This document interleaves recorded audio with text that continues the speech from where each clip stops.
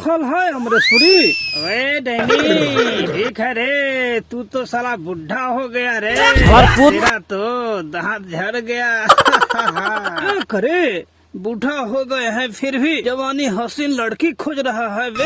वे तू आशिक है, आवारा है, भड़ुआ भी है। बेइज्जती क्यों कर रहा है रे? भैया तुम टेंशन ना लो, वो देखो कमसीन कली आ रही है। ओए, ये तो भोजपुरी के हीरो है रे, इसका तो रस चूसने में बहुत मजा आएगा रे। पकड़ इसको, पकड़। ए बेबी सुनो ना, चाचा जी को ये मेरे दोस्त के शरीर में आग जल रहा है, थोड़ा शांत कर दो, बुझा दो इसको।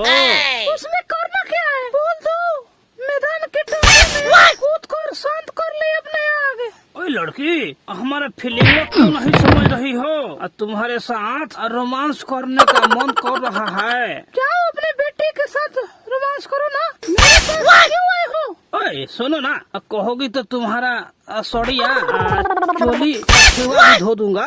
हट कुत्ते। अरे बाप रे, अरे बाप रे बाप, बहुत कस के मारी है लात, मार कर साली आड़ी भड़का दी रे।